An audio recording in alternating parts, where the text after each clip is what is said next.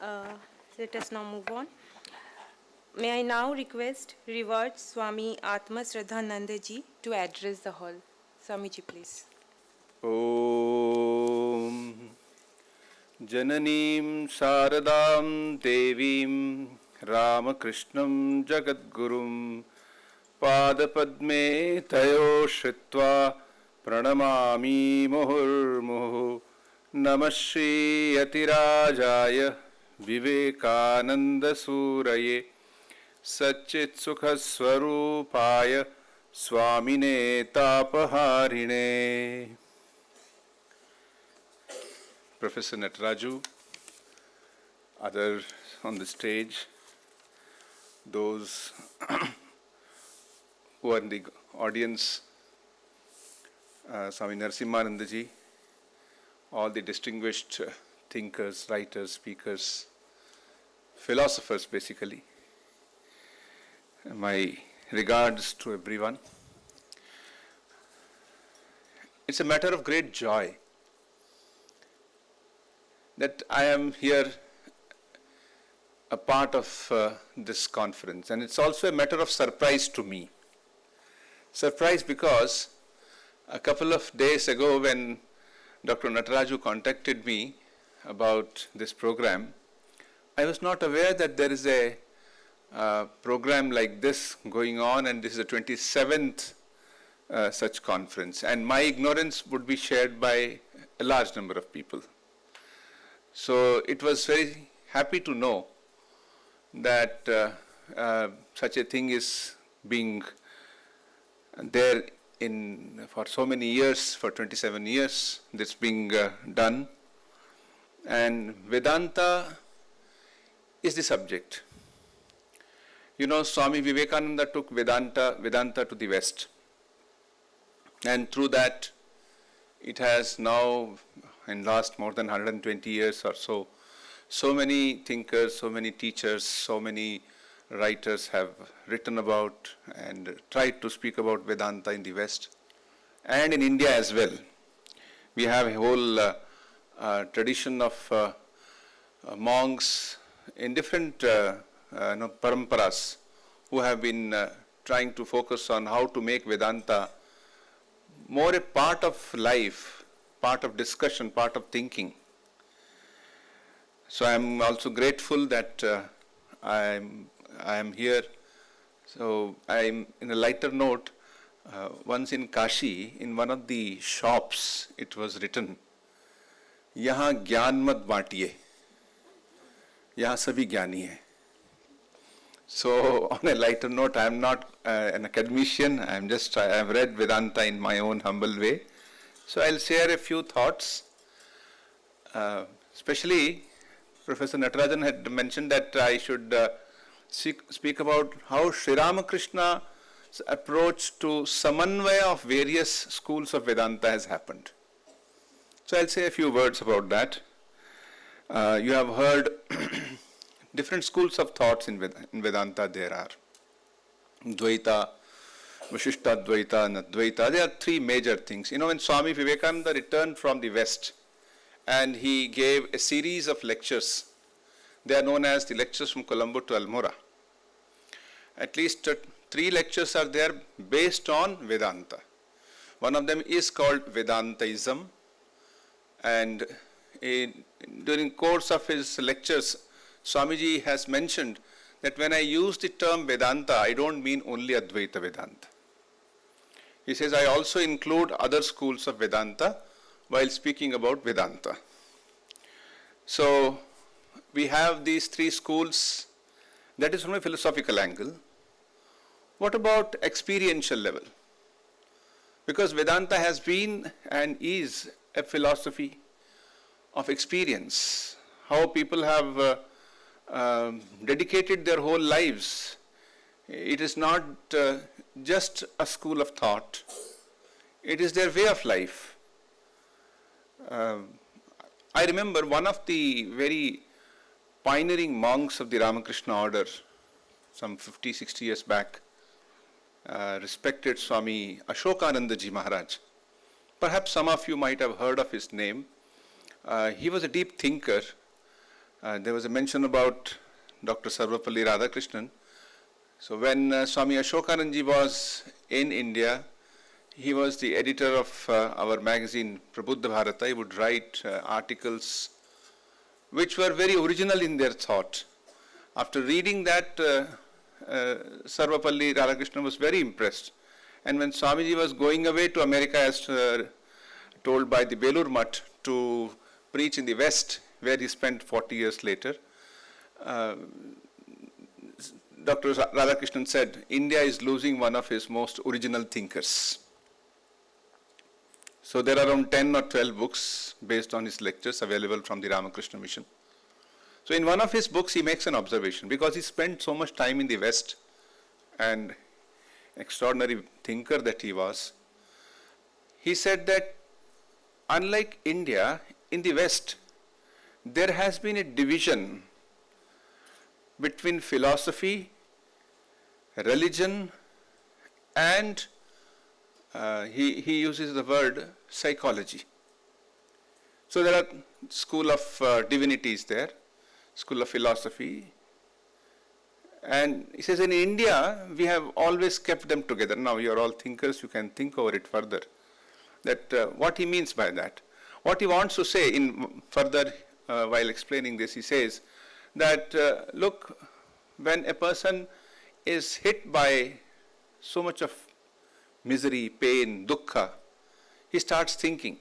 It's referring to the Sankhya Karika's the very first shloka, dukkhatraya vigatat. So we start thinking when the dukkhatraya comes, so what is the source of this dukkha, why there is misery in the pain. So once that's the beginning of philosophy, so to say, to think about what is the origin of this world, origin of all things that are happening around us, and where we will finally go. But to do that, Ashokanji used to say, to do really, when we start thinking, we have to have an understanding of our mind, the mind which thinks. So psychology comes into picture. And psychology, which means the yoga psychology, yogas chitta vritti nirodha. And then he says, when you try to put that into practice, that is what we call as a religion. So three things together in one of his writings he has mentioned. And this you find in Sri Ramakrishna. When as a young priest, he was not a philosopher, he was not much read either. He could barely sign or make a few words. But when he came as the priest to the Kali temple in Dakshineshwar in Kolkata, after some time of his puja, he started in a philosophical way, in a spiritual way, asking, so is this black image of the Divine Mother that I am seeing before me, is it only made of some stone, or is there some Divine Mother in that? So that was the beginning of his spiritual quest, his philosophy, when he started asking questions. And at the end we find, when through his intense seeking, intense sadhana, by say a year or two later, he actually has that experience which he was seeking. What he says, then he says, the mother gave me the first experience. In his own language it is given in his biography. He says that I saw everything made up of the same material. When you say that I have seen Divine Mother, which is which form? So many Kali, and you have Bhagavati and Tripura Sundari, Saraswati. Which form? But Sri Ramakrishna did not mention that. He said, I saw everything made up of the same consciousness. That shows the real spiritual experience he had. Later when Swami Vivekananda as a young man came to him and asked him, Sir, have you seen God? He replies immediately with such confidence and clarity. He says, yes. And I have not only seen him, I see him more clearly than as I see you. And anyone can see, but then again, who wants him? Who wants to have that experience? That is Sri Ramakrishna's quest for spiritual life. And it's a long story. I'm not going to go into that. This much to say that Sri Ramakrishna practiced Vedanta in his life Formally also, he took sannyas from Totapuri, his great teacher who came from North India. Now the various researches have shown that he was from Haryana, from a place called Ladana near Jind. And he was a tall figure who had practiced meditation, a traditional way of living for a long, long time, 3 decades or 4 decades. And when he came to Dakshineshwar and Sri Ramakrishna, he saw from a distance, he said, "Arey, such a great adhikari for practice of Vedanta, Advaita Vedanta."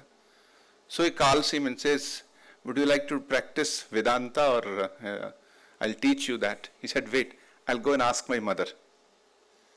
He thought there is some mother living inside.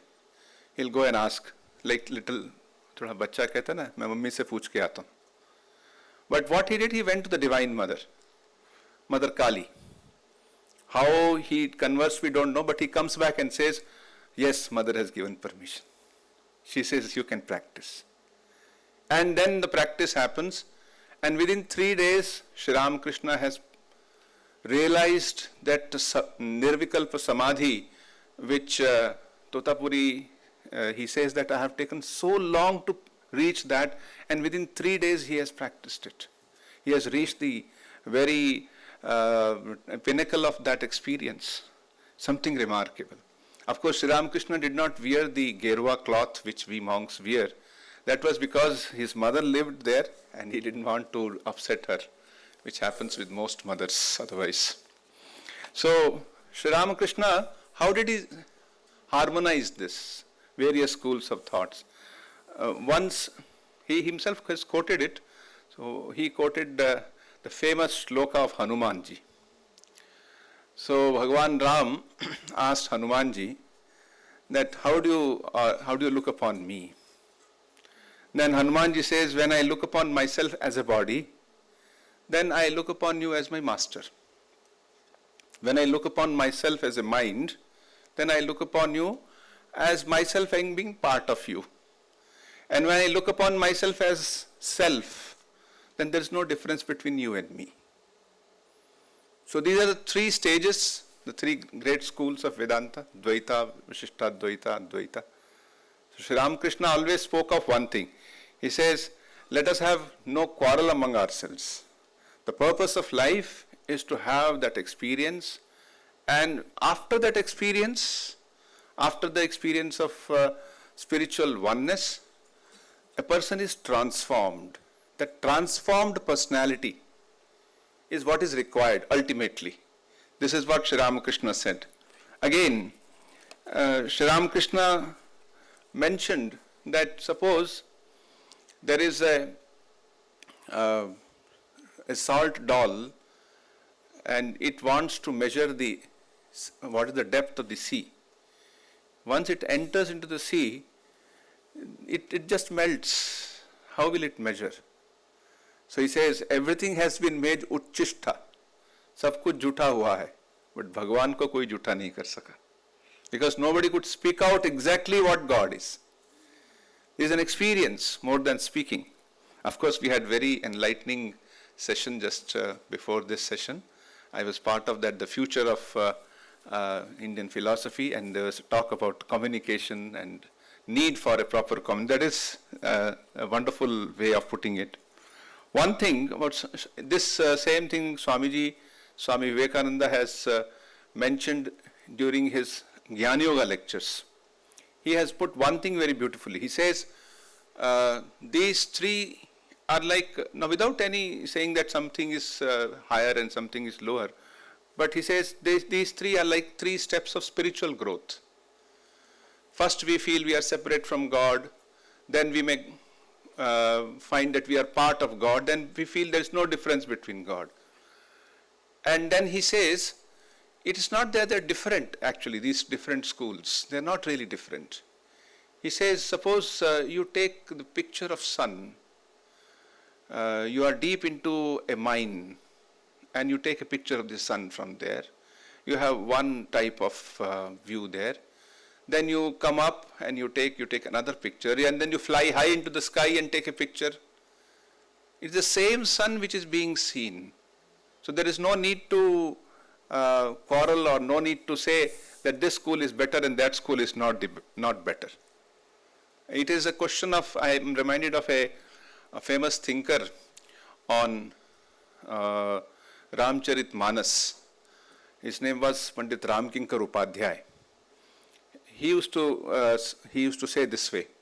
He says, suppose you go to a shop, a drug store, a medical shop, and you look around and say, so many beautiful medicines are available. Give me the best one of it. The chemist will say, don't ask for that. Find out what is your disease. It is not the most best one or the most costliest one. Find out where you are. So if wherever we are, from that we have to begin, then only we can grow spiritually. One of the very senior monks of the Ramakrishna order, who was the president also, Swami Bhuteshanandaji Maharaj, he used to say that there is one verse in the Kathopanishad. Now he himself was very well read in Advaita Vedanta. He says there is one verse which is of very practical value from the Kathopanishad. I will not quote the full verse. It says, Na virto duscharitnat na shanto na samahitaha. One who has not given up wrong or evil tendencies or given up restlessness of mind which comes out of that, such a person cannot realize his real self. In other words, Vedanta means practice, purity.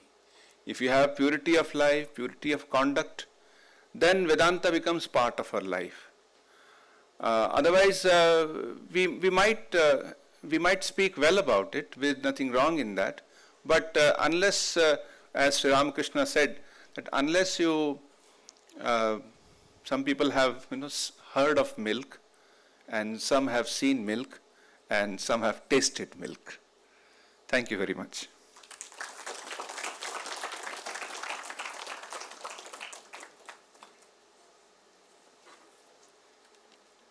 Thank you, Swamiji, for sharing your words of wisdom and insights. I now request Member Secretary of ICPR, Professor Sachchidananda Mishra ji sir, to address the esteemed participants and guests.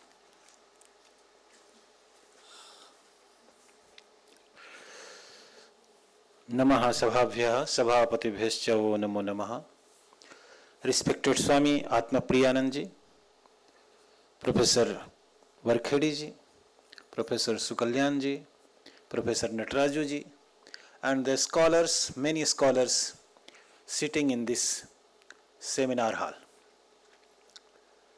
This seminar, which was organized by Professor Nataraju ji, and actually it is organized by him. We are only Sahakari Karan. In Nyaya terminology, there is one Karan and another one is Sahakari Karan, and actually he is Karta. And we all are, how he used all these resources, that is wonderful. And how he organized this program, I think, will be remembered for a long time. On the topic, this International Congress was organized, Rethinking World Order. So, this topic is also very important one, giving the scenario we are living now. And I think the path could be shown by the Vedantic philosophy itself. When we are talking about Vedanta philosophy, I am not talking about any school of Vedanta philosophy, like Advaita or Dvaita or Vishishtadvaita, whatever you call. This is to note that in Atma Tattva Viveka, Udayanacharya calls Nyaya philosophy as Charama Vedanta. Nyaya philosophy is actually Charama Vedanta philosophy according to Udayanacharya. And why it is Charam Vedanta? Because all the philosophies are rooted in Vedas. Even the Charvak philosophy is also rooted in Vedas. It is said, Annam Brahmeti Bhajanat.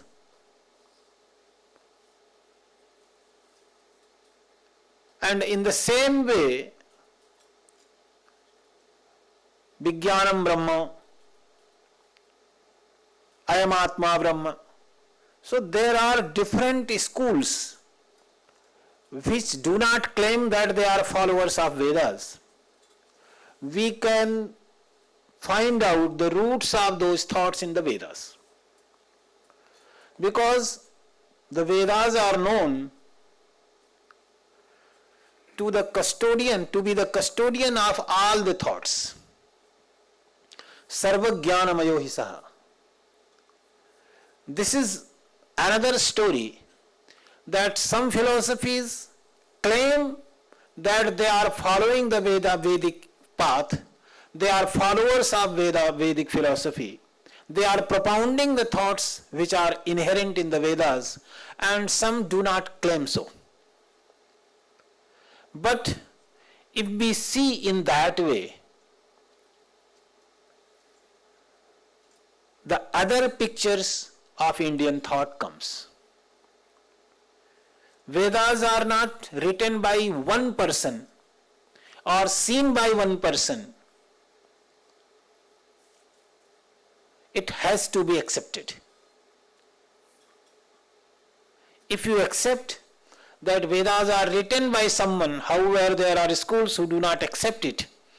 For them, Vedas are there from eternal time in the same way, like Mimamsa school and other schools. But even you accept that Vedas are written by someone, then also it is not the case that Vedas are written by one person, or seen by one person, or discovered by one person.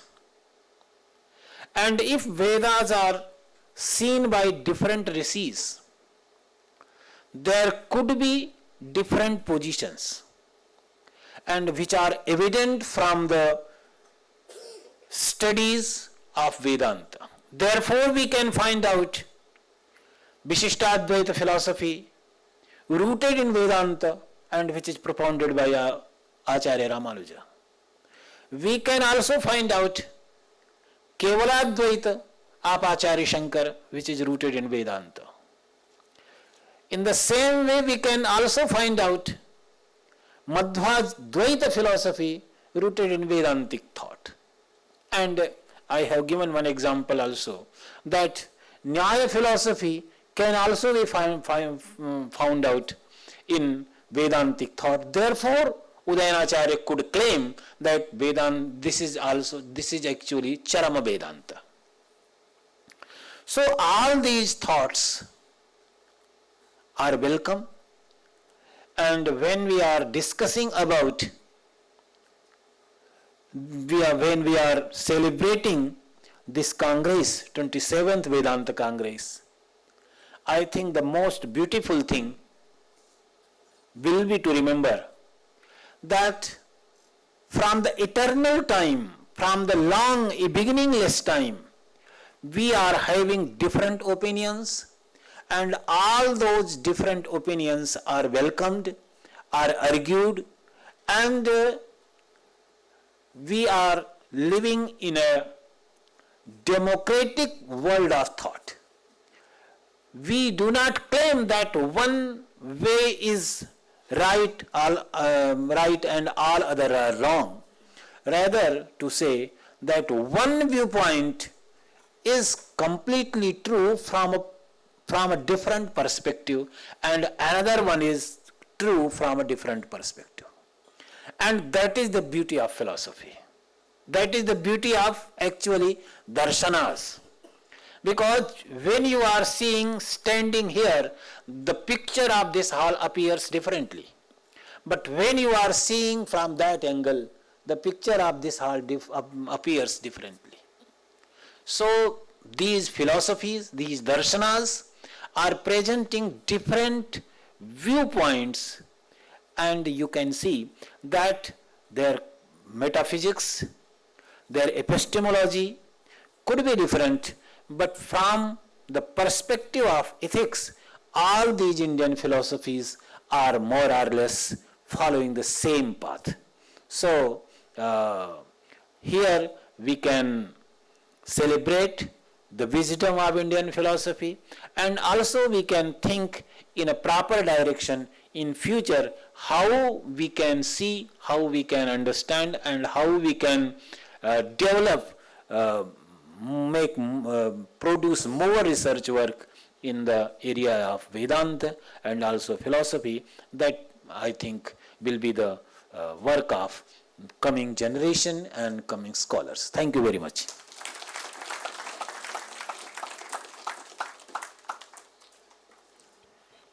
Thank you, sir, for sharing your valuable words and also for enriching us. It's a great honor for me to invite Honorable Vice Chancellor of Central Sanskrit University, New Delhi, Professor Srinivas Varkheri, to address the August gathering. Sir, please. यदनुभावात् एडमूकोऽपि वाग्मी जडमतिरपि जन्तुः जायते प्राज्ञमौलिः सकलवचन चेतो देवता भारती सा मम वचसि निधत्तां सन्निधिं मानसे च. Respected Swamiji, my dear friends, and the real organizer of this conference, Professor Nataraju, and other scholars present in this hall. This is a concluding session. It should be very brief.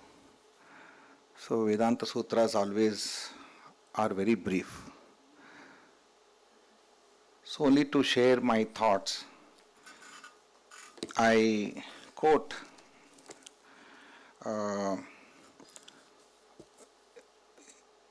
Dr. S. Radhakrishnan from this Dimensions of Philosophy, this newly edited book which is given to me today. Nama Rupa. We know the concept of Nama Rupa in Srishti Prakarana. The Nama Rupa which together make the individual. The Nama is not the name but the idea, the essential character. And the Rupa is the existential context, the visible embodiment of the idea. In every object, there are these two elements, the principle which is grasped by the intellect and the envelope which is apprehended by the senses. So how beautifully this Namarupa idea is explained by Dr. S. Radhakrishnan. Just I quoted this to initiate my dialogue with all of you.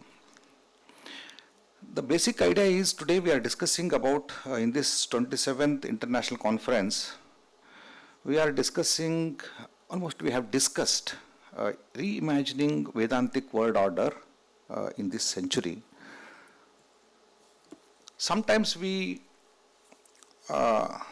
think whether the world order is first or the world order is the first.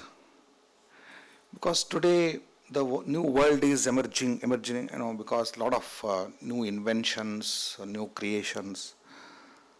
Today's world is, visible world is so different, and our experiences are different. And what is the, what is that this Vedanta can offer here, right? Vedanta has nothing to do with these new inventions. That's the question raised by many of us. And if at all we think that Vedanta is a discipline, and which comes from Vedic our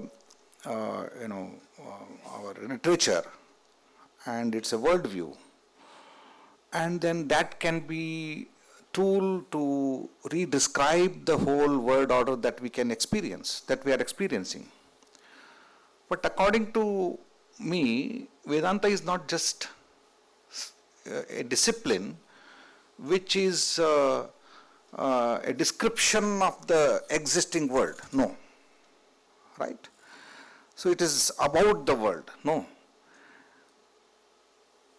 And neither it is another discipline like any other discipline. Because Vedanta, because we know many disciplines like physics, chemistry, mathematics, and many other disciplines, if we consider Vedanta is also one among them, that's not the right way of understanding Vedanta. Because as our earlier speaker, Professor Mishra, said, every worldview can be considered as Vedanta. Everything. Because everything comes from Veda. Everything is Vedanta. Even physics, chemistry, everything is Vedanta. And what is left out? Nothing is left out. It encapsulates the whole world. Whatever way you see, that is coming from Vedanta. But we do not know, we don't ascribe that to Vedanta, that's all. How it functions, we have two eyes, but we can see only one. Our perception is one. We have two eyes, therefore we don't have two perceptions, right? So we have two eyes, but we are perceiving only one object in our mind. Similarly, the discipline Vedanta can unify all the informations are received from different tools, and it can make one for us. That's how the Vedanta thought can govern our perception, our worldview. Therefore, we are sitting here. Whatever happens in the world, but this Vedantic thought can govern our perception so that we can perceive in one way. It is not the different view. Whatever physics gives us, whatever chemistry gives us, whatever the mathematics gives us, all together, put together, we can amalgamate all those information and we can create new one Nama and Rupa. That's where we are here. Therefore, according to me, whether the word brings the world order creates the world order. So world and word, two different words I am using here. So whether the Rupa creates the Nama or Nama creates the Rupa. No, both come together and we should identify them together. Therefore, we have a world in our mind and we have world around us. Right? We have world, both of them, we need to unite them, to bring them together. Vedanta can do that. So only Vedanta view gives us an idea about how you should amalgamate these two Nama and Rupa, bring them together. Therefore today, if at all we want to discuss, the eternal word Shruti can help us to perceive the world the way it is. The reality can take us to the reality instead of imagination. Because today new ideas have come, AI, something else. Instead of viewing them as through our imagination, we can view them from the reality perspective. That's how our mind gets trained through the Vedantic thought. Basically, our parampara is a different parampara. Why you are so much talking about Vedantic thought? So Bharatiya parampara is very unique. We have parampara. That means parampara is neither ancient nor it is very new. It is parampara. It is continuous. Therefore, we bring something from Smriti and we also define our Anubhuti with it. with the Smriti. Smriti, if someone comes without Smriti, he is devoid of Smriti, and then his anubhava experiences are not rich. If somebody is only he is dwelling in the Smriti itself, he has no experiences, then he is not a living man. Therefore, we should have Smriti and we should also have Anubhuti. As an individual, we should have both. In our studies also, we should respect the both. Smriti, our parampara, which comes from the ancient, our Smritis, Shastra. Then our Anubhava. Today's world we are living in, our Anubhava is different. I cannot say that my grandfather's worldly experience is the same, what I am experiencing today. Therefore, my Anubhava is totally different, but Smriti is one. Okay? He is using the same Smriti, I am also using the similar Smriti. Therefore, this Smriti, continuous Smriti is forgotten today. In our education system, we have boycotted all our Smritis. Only we are going with our Smriti, our Anubhava. No, we cannot do that. If at all we want to make our Indian education system as a Bharatiya education system, then we should give equal importance to the Smritis. That's what I think many of our professors are saying. That go to the text. Why? It is Smriti. And anyway, we are living in this world and we should give all our respect to the Anubhavas. Therefore, Smriti and Anubhava together makes the parampara, and that parampara should continue. And this Vedanta thought, it is not only Smriti, it is for both. Even for Anubhava, even for Smriti, the root is our Vedanta, Veda. So, Vedo Khilo Dharma Moolam, and also it is said, Veda Shastrani Vijnanam Veda Sarvam Janardhanat. Veda Shastrani Vijnanam.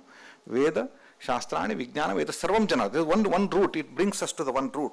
Therefore, today in this 27th Vedanta conference, we are going to the real direction. So our direction is created here.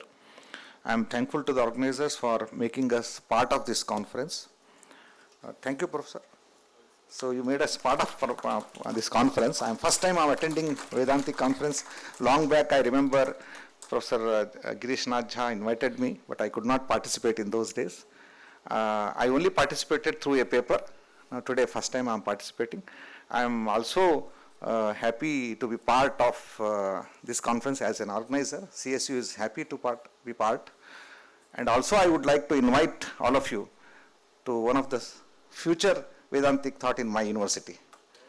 Right?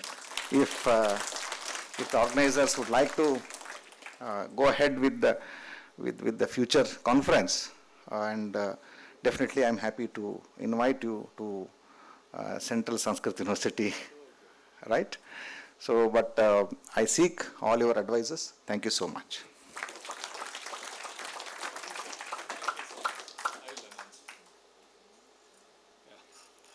Thank you, Professor.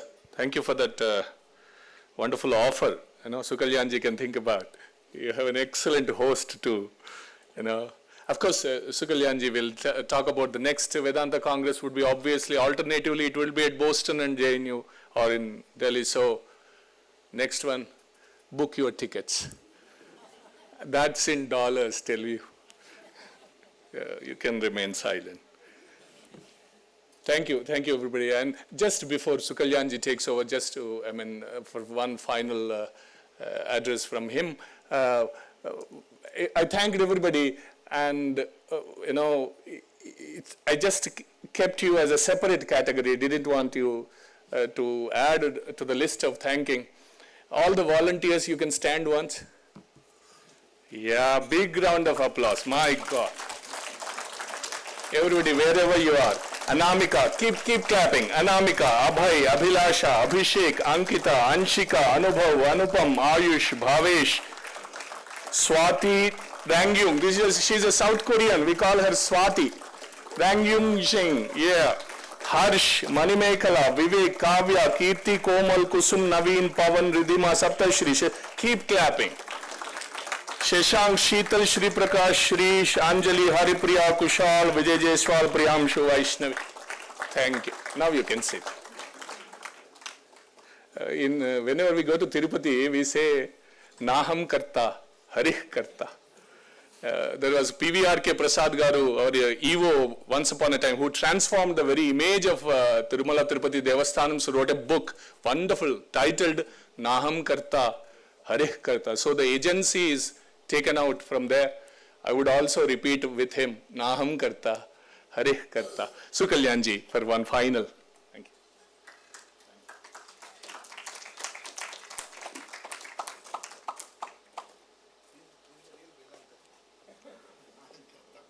Swami Atma Shraddhananda Ji Maharaj, Vice Chancellor Dhankhar Ji, Member Secretary Dr. Mishra. It's my pleasure to stand before you after such a wonderful conference. Atma Shraddha Ji Maharaj mentioned that it's not very well known.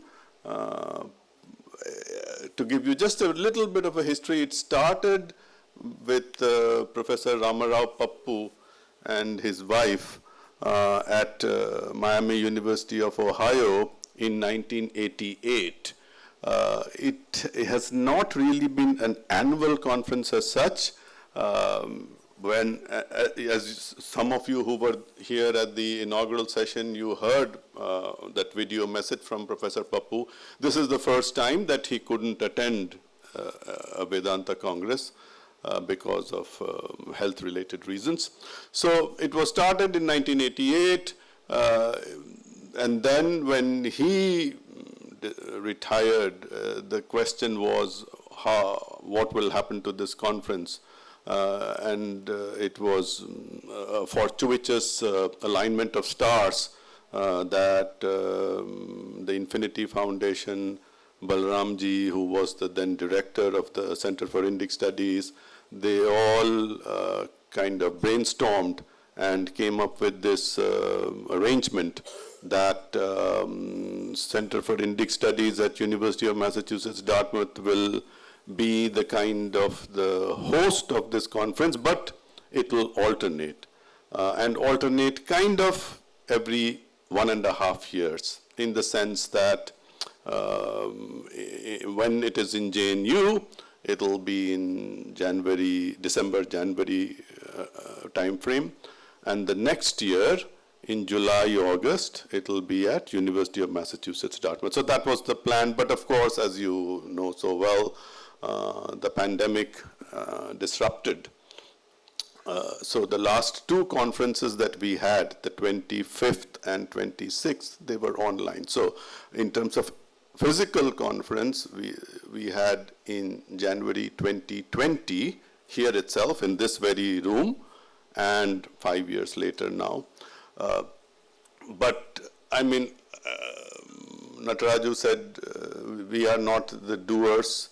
In that same vein, this conference and the International Congress of Vedanta platform would not have been possible without the efforts of 3 people mainly. One of them is not here, but I would like to acknowledge all the efforts and the hard work done by Professor Balram Singh from the Center for Indic Studies. If you stand up, please. And Girish Nath Jha, as you heard, he was the director of a conference at this very center, and I would be remiss if I didn't mention Professor R.P. Singh Ji, who unfortunately couldn't be here today, but I think these geniuses, the proof of their genius lies in the fact that we arm-twisted, we cajoled, we forced upon Nataraju to be the director of this conference. And that was really one of the most wonderful decisions we have made as part of this. Because as you can see, not only in terms of papers reviewed and papers presented, number of parallel sessions, number of attendees, not only by those metrics, but by the visibility. And I'm not just talking of the vice president, I'm talking in general, as Nataraju and his band of volunteers, whom we cannot thank enough, they really spread the word around. So even if the attendance was, let's say, 200 or whatever it was, the number of people who now know of this conference and are eager to participate and join with us, that number is slowly but steadily growing. So that gives us immense satisfaction. And I will definitely take your invitation to have an International Congress of Vedanta at one of the Central Sanskrit universities. We will be very glad. Just to give you again a little bit of a background, this conference, when it used to be held at Miami University of Ohio, it did go around several places. So for example, Nataraju was involved in the one that was in Hyderabad. There was one in Rishikesh, etc., etc. So it's not that there is always a fixed physical location for this Congress. We are very open to all kinds of suggestions. So that brings me to the next one. As Nataraju said, we don't have the exact dates, but it will be July/August of 2026 at the University of Massachusetts, Dartmouth.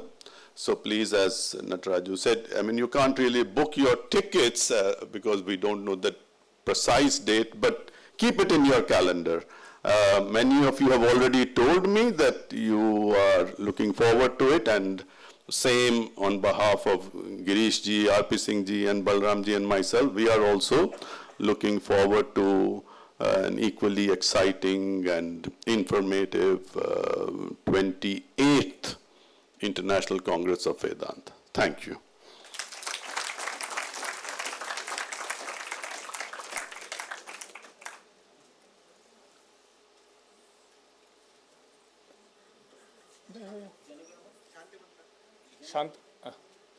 पूर्णमदः पूर्णमिदं पूर्णात् पूर्णमुदच्यते पूर्णस्य पूर्णमादाय पूर्णमेवावशिष्यते सहना भवतु सहनौ भुनक्तु सह वीर्यं करवावहै तेजस्विनौ धीतमस्तु मा विद्विषावहै ओम शांति शांति.